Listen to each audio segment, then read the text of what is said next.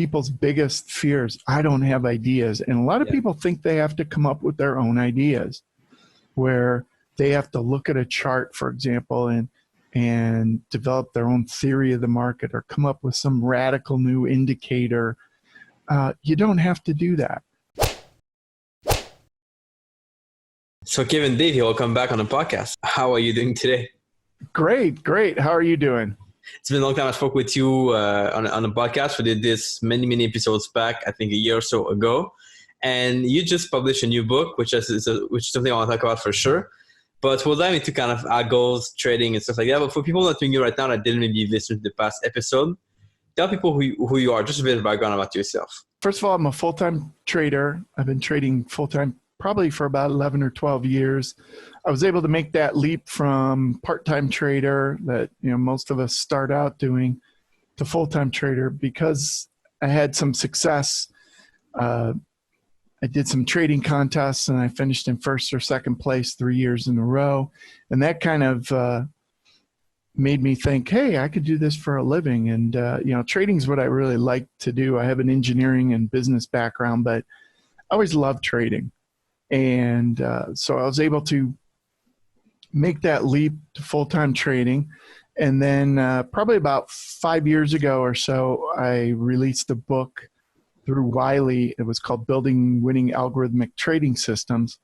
And that was really, part of it was because people had known I'd won this contest and said, well, hey, how do you actually trade? What do you do? And some of the writing of the book was just for me. It was to kind of document my whole process. And what I found was just writing the book really helped me in my own trading. So after that book came out, a lot more people started asking, hey, can you teach a class and that kind of thing. And so I started doing more of that in addition to my full-time trading. And so, for the past 5 years or so, I've been trading and also teaching a workshop that's based in part on the book. And then last year I released a book on algo trading and introduction, a pretty basic book, but for those of you out there who don't know anything about algo trading, it kind of just describes the terms and kind of helps you figure out if it's for you. And then this past April, I released another book. It's called Entry and Exit Confessions of a Champion Trader. So basically what I did was I went through years and years of all the strategies I've developed and documented a little over 50 different entries and exits that I've used in systems that I've traded, that I've tested and evaluated, and put them into this book. And so this book isn't meant to give people complete systems that they can just go and tomorrow immediately start trading. But what it does is it gives you ideas, because I talk to traders a lot, and one of the biggest things that comes up is people say, I have no ideas to trade. I don't know what to trade. I don't know how to come up with ideas and when to end or when to exit. And so this book kind of helps with that, because it gives you a whole bunch of ideas that have actually worked for me. And then you can take them and actually go and trade on your own. What works in Japanese yen might not work for crude oil and vice versa. So you have to actually test these things. But that helps out a lot when you're trying to algo trade, is having these ideas up front. And, then it's just a matter of testing them and trying them. Yeah. And one thing I like by going through the book and reading it quite heavily is the fact that you provide some ideas, like a concept at work, and then how you would code them in a script, for example, which is something that I've not seen done before, which is quite nice. People can know kind of how they would put this in the code to be able to code an algo, I guess. So I kind of want to hear about, how was your progress over trading? Was it algo first from the start, or kind of a transition later to algos and automation? Way back when, so I've been trading over 25 years or so. And in the beginning, I was just kind of searching for anything. So I was doing some what I would call system trading, like moving average crossovers, real simple stuff. But I also looked at discretionary trading based on price action, that kind of thing. I looked at something called scale trading, which was basically as the price went down, you kept buying, and as it went up, you'd sell a little bit. I've done option selling, I've done spread trading, where you do things like buy July wheat, sell December wheat. I've tried tons of different things, things based on just big chart patterns, head and shoulders patterns, that kind of thing, trend line trading. And eventually, I just got to the point where I found a lot of things just didn't work, or at least they didn't work for me. Like, for example, with discretionary trading, I just was not a very good discretionary trader. And, that would be a trader who'd be looking at a chart during the day. And when he or she would see a setup that you might, oh, this looks like a good time to buy, you'd pull the trigger and buy, and, you put a little stop loss and a profit target. That just never worked for me. And part of the reason was, I think I have a engineering, math-based business background. And so I like numbers. And I like understanding that things have worked in the past. I like testing things. So for example, if I see a doji bar, and, a lot of people say, oh, that signals a reversal. Well, it might, but I like to test it. And so that's kind of where my trading evolved, is to, hey, if I can test it and prove that it works, in whatever instances, I can then incorporate it into a strategy. So once you do that, once you find some things, you can build a strategy around it and then test it, make sure it works.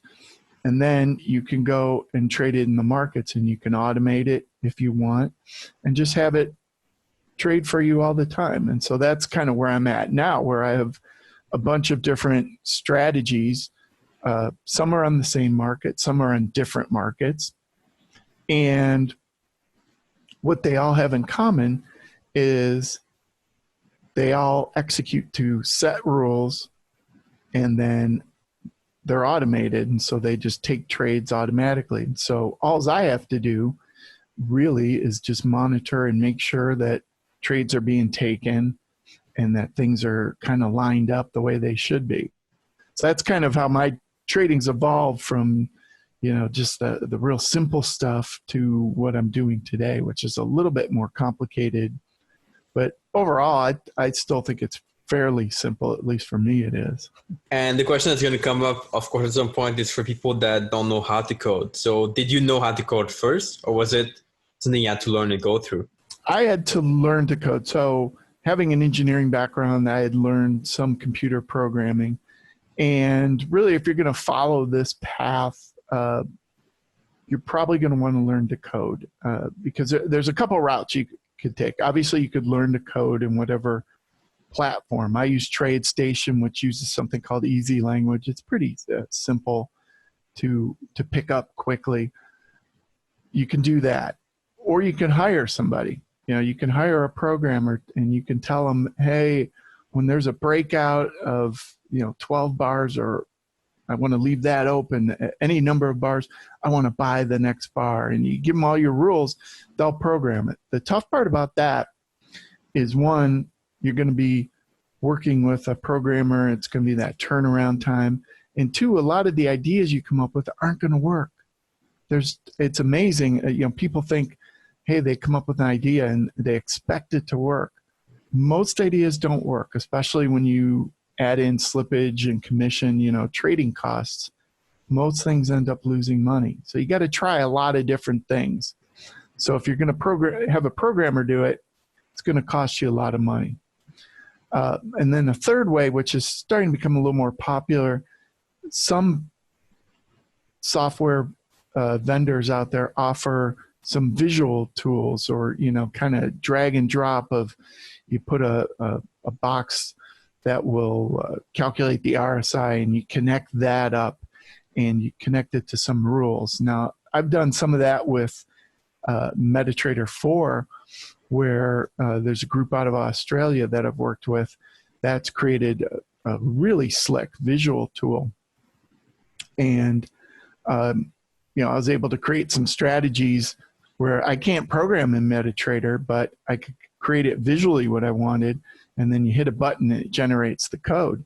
Now, not every piece of software out there, every trading platform offers that, but that might be an option too. But I think eventually, for the most part, you want to understand how to program. And if you really want to get into it, I think in the long run, you're going to want to learn the language that you're dealing with, whether it's TradeStation or multi-charts, NinjaTrader. You know, there's a ton of them out there. So, you know, one question people might ask is like, wow, how do I even know what language, you know, I might be able to understand? Because I look at some computer languages, and I'm sure you do too, where it's just like, wow, this is confusing. So one thing I found, one trick that people can use, get a copy of Technical Analysis of Stocks and Commodities magazine. So that's a monthly trading magazine. And what they do every month is there'll be one article where they'll provide the code in maybe a dozen different languages. So they'll have it in TradeStation, NinjaTrader, NeuroShell. I can't even think of all the ones that are in there. But what you can do is get the magazine and look at all the code and see which one kind of feels good to you. You know, chances are you're going to see one you're going to, well, I don't understand what they're doing. But maybe another one you'll say, oh, I kind of understand how they took these rules and made this code. That might tell you what language would be easiest for you to learn. So that's one way to kind of see things and to, you know, get started, because there are tons of different languages out there, and you know, each platform has its own basically. So yeah, that's one little trick. That's pretty cool trick. How do you personally find your ideas or strategies to backtest? Do you find them from, as you said, magazines, or I guess a bunch of different places, right? Yeah, and this is something I teach in more depth in my workshop, but that, as I mentioned in the beginning, that's one of the people's biggest fears. I don't have ideas. And a lot of people think they have to come up with their own ideas, where they have to look at a chart, for example, and develop their own theory of the market or come up with some radical new indicator. You don't have to do that. You can go out there. There's tons of things, whether it's on the internet, it's in books, magazines, trading forums. There's tons of things that people have done. Now, those can all be a starting point. That's the way I kind of look at it. I almost never take something I find in a book or magazine and just go with it and, you know, start trading with it. What I'll do is I'll take it and I'll modify it, and I'll look at it and I'll, oh, this kind of makes sense. Or maybe I do the opposite of what they're saying, and I kind of play around with it. But a lot of my core ideas come somewhere else, you know, somewhere off the internet, for example, and there's tons of things out there. And that's something I mentioned, Mark, is where I can, sometimes I give the background or, you know, where I think the idea came from. But I say a lot of times, I don't know where the idea came from. It might have been me originally, but more than likely it was probably somewhere else, but I might have taken it and transformed it into something that I liked. And that's what I encourage people to do. My goal, I always tell people that take my workshop, is you might come into it thinking, oh, I don't have enough ideas to test. But at the end of it, with the sources of ideas that I provide, you end up with so many ideas that you're not going to have the time to test them all. And that becomes your big thing, that, oh man, I just don't have time to test all this. And that happens to me. I have a list. I could probably test nonstop for months and months and probably years and still never test everything I want to test. It's just impossible. And then the other thing is, so once you have an idea that you want to test and then you test it and let's say the results are bad, are you going to try to make it work, improve it, tweak it, or are you going to kind of drop it and go to something else? Well, yeah, that's a great question, because what happens is a lot of people become wed to their ideas, meaning they think it should work. And so then they'll start forcing it. And the process I use, I ran into the same thing in my own trading. I used to force ideas. Oh, I've got to get this moving average with an RSI combination. It's got to work. Everybody tells me it should work, so I'm just not testing it right. And so I'd force it, add filters, add conditions, that kind of thing. And what ended up happening was I saw that, yeah, I could eventually force it to work, but when it came to real-time trading, those kind of things almost never worked. So based on that, I kind of adjusted what I do when I test. And so now what I do is I actually incorporate what I call a preliminary or initial feasibility, for a fancier term, test, where I do a short test on a limited amount of data, and I just see, does the idea look like it's going to work? And if it doesn't, I just move on to the next idea. So that works obviously if you have a lot of things to test, a lot of ideas, both strategy code, but a lot of markets, time frames, because an idea, a certain set of strategy code might work with one market, but not with another. So you got to have a test process that will allow a bunch of different markets, a bunch of different time frames. So what I'm looking for there is just some indication that maybe there's something to this idea. And usually you can tell that pretty quickly. And when you do, you don't have to waste your time with most ideas. Because like I said, most ideas turn out to be useless, or they lose money when you include slippage and commissions. What's interesting is most ideas work when there are no trading costs. So you can have a moving average crossover, for example, which is really simple. You can find it works in a lot of markets when you don't have trading costs. And you can also find, interestingly enough, that the reverse of that works. A reverse moving average crossover, that works a lot of the time too. But when you put trading costs on either one, that kills most trading systems. And unfortunately, that's just a real life thing. You're going to have trading costs. So it's better just to test something a little bit up front.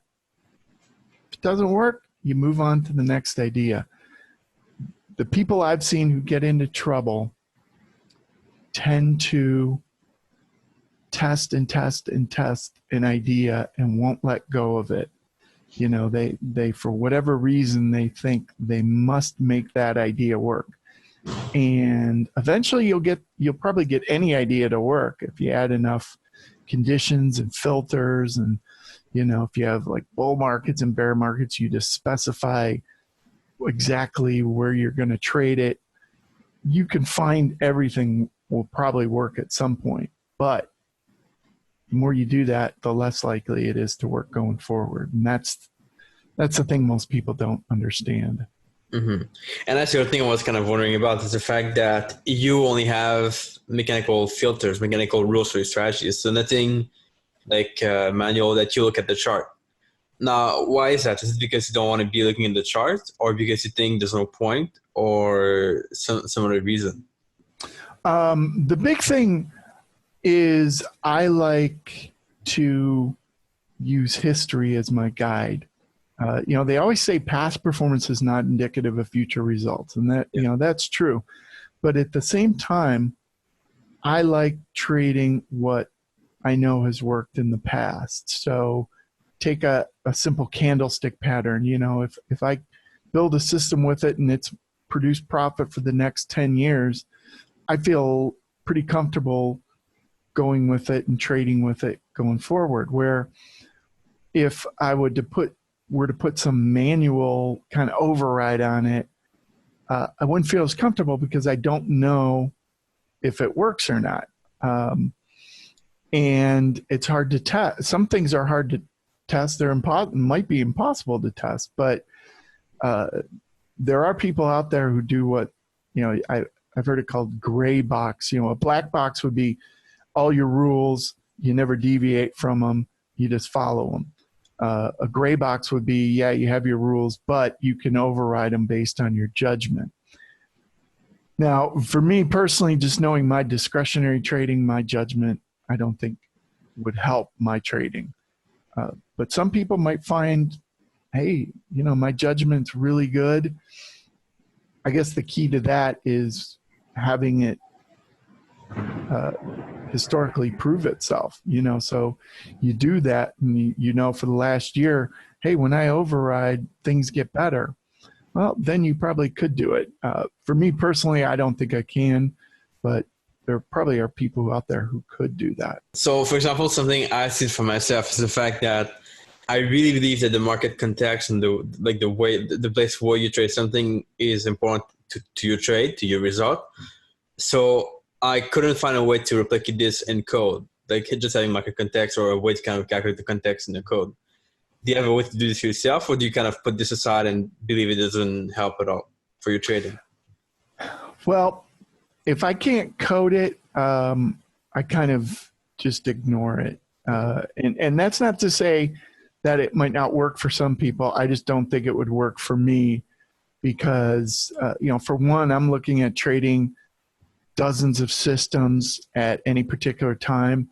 And so it's hard to know. It would be hard for me just to control all that. My crude oil system, do I override that today, but not my gold systems? That's what would make it tough. So what I've found is there's more benefit for the way I trade into just trading all these multiple markets, realizing that maybe I'm giving up something by not having that kind of override. But I can certainly see the other side of it where, if you have a way that's mainly mechanical, meaning rule-based, and then you have some kind of judgment override and it works for you, definitely I'd say stick with it. But my philosophy is the more things you can test in the long run, probably the better off you're going to be. Mm-hmm. Very interesting.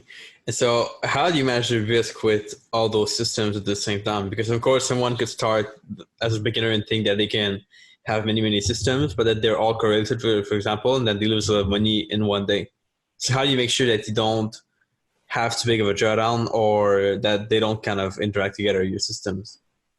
Yeah, that's a great question. So a lot of it depends on the systems you pick that you have. So for example, last January when in 2018, back when the stock market kind of crashed real quickly and there was all that volatility, I realized, unfortunately, a little too late that I had too many stock indice systems, and they all kind of became correlated where even historically they weren't that correlated. So correlation's a big part of it. You definitely want to look at that and see what these systems can do.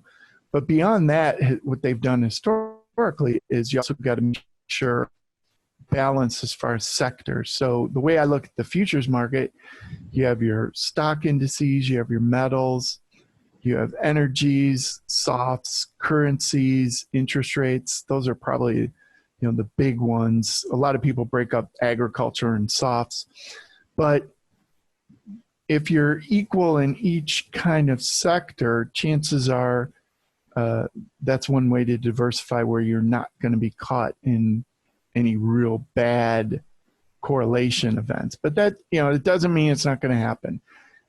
You could have a system that is just one in crude oil and one in gold, and something could happen where they both work against you at the same time, where maybe normally they don't. So I look at a lot of little scenarios like that of just how they correlate with each other over time. And so there's a couple different ways that I teach that you can avoid that correlation. Obviously, one is different markets, but then different bar sizes too. Maybe a system based on 30-minute bars could be a lot different than a system based on daily bars, for example. And then the other thing, obviously, is just the code itself, or the base idea. Maybe use breakout systems, and maybe have some mean reverting systems that are anti-breakout. Instead of going with the breakout, they fade the breakout.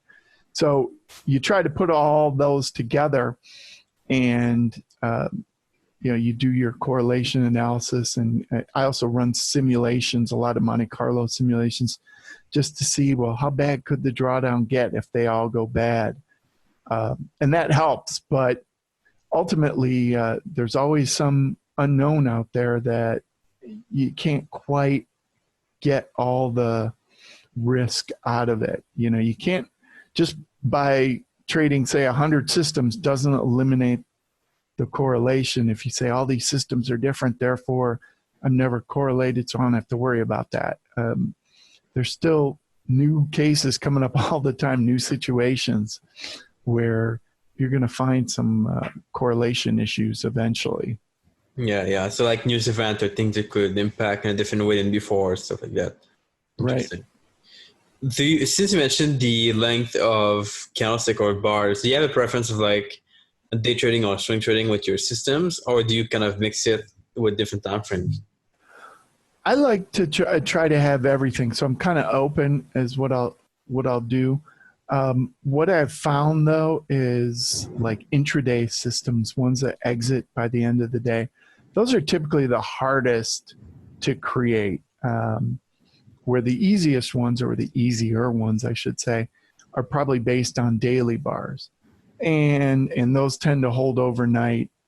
The problem is with those, a lot of times, sometimes you have to give back some open profit, because those tend to have bigger drawdowns intra-trade, where maybe the intraday trading, if it doesn't work, you just get out right away. But those can still have drawdown issues too. But the way I kind of look at it, I try to leave myself open, and whatever tends to give me the best risk-adjusted return is what I'll actually trade. Now, I'd love it every day if I was out by the end of the day and it was just intraday and I could make a good risk-adjusted return with that. But what I've found is some swing trading, some longer-term trades that last days to weeks is almost always a part of it, because you want to catch those big trends, whether it's a drought in the U.S. that leads to soybeans and wheat going up, or, a longer-term situation with the central bank where a currency is being devalued, where that's a long-term trend. You want to be able to take advantage of those things too, which, might not show up on an intraday basis. So I like to do both. And I would say the swing trading part's a little bit easier to develop systems for. Mm-hmm. And in regard to that, the risk-adjusted return, do you have some measures you look for, like a minimum of, for example, like 1 to 3 or things like that? Or is it always dependent on like what other things you have already built? So what the metric I use is based on some Monte Carlo simulation, which is just taking all the existing trades and running some simulations of them. And generally what I'm looking for overall is a return to drawdown that's at least 2. So meaning if during the year I had a $10,000 drawdown, let's just say trading one contract, I would want about $20,000 return in profit. Yeah, and you can look at it percentage-wise, you can look at it dollar-wise, but that's generally return. Then you want risk. And when you look at the pros out there, the commodity trading advisors and those kind of people, they generally hope for over the long term even a return to drawdown of like 1.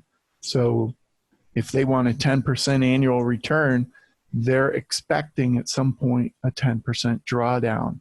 And, you know, especially if you do that over a few years, that's usually a pretty good performance measure. Mm-hmm. Mm-hmm. That's interesting. So that's a good measure people can look at, and they could test that as well. It's awesome. Is there any topic we didn't cover that you'd like to touch on, or any maybe kind of mistake people tend to make in that field of creating algos or systems that you would like to point out? You know, I would just say it was something we touched on earlier. The biggest mistake that I see people doing with algos is just in how they back test, first of all, because most trading software is so simple now that all you have to do is open up a chart, insert a strategy that you've either created or a canned strategy that comes with it, and immediately what it kind of pushes you to do is to optimize it, optimize those parameters. And people get caught up in the optimization part, and they think that optimizing is the way to go, and it's not. I mean, optimization is important to a point, and I think you can do it and improve what you're doing. But at the same time, all optimization really does is just curve fit the past, meaning you get a better back test. And a lot of people just keep trying and trying to improve a back test. I mean, I can tell you story after story of people who literally, after every losing trade they have, they go back to their system and figure out why it occurred and try to eliminate it. And so they add a little rule. Oh, today was a Tuesday and it was a full moon. I shouldn't have been going long today. You know, that was dumb. So then they put a rule in, no full moon Tuesday trades. And, the back test looks so much better.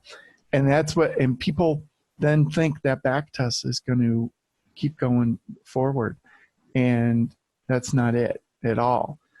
Building a better back test almost always leads to worse results. And for me, one of my big breakthroughs was realizing when a back test was good enough and resisting the urge to make it better. And I'll tell you what, that's a hard thing to do at first. Tough one. Yeah. Yeah, because you see it and you see a drawdown on your back test and you're like, oh, I don't really like that. I could get rid of that by doing some financial engineering, add some rules, filters, whatever. But realizing what's good and that you don't need it to be better, that's probably the biggest thing of all the mistakes I see people make.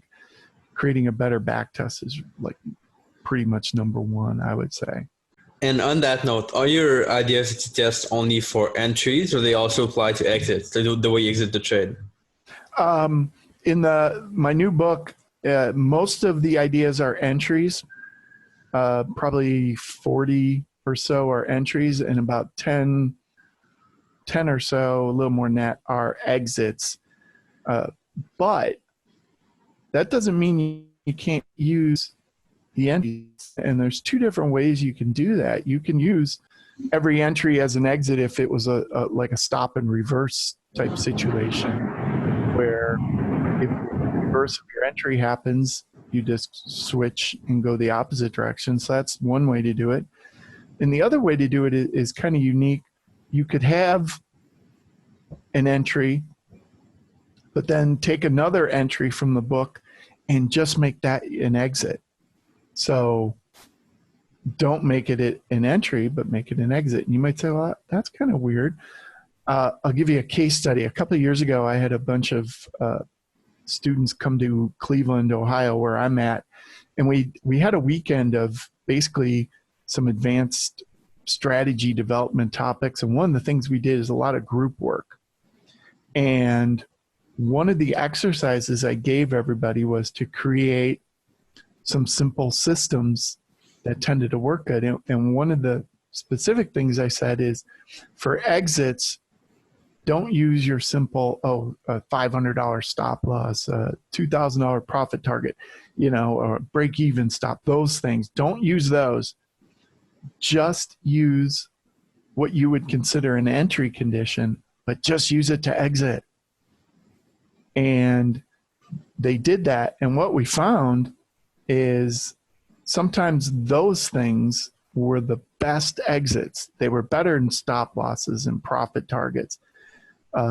Probably because they were kind of price-based, market-based. They reacted to whatever the price was doing rather than being an arbitrary dollar figure, for example, which most people do with stop losses.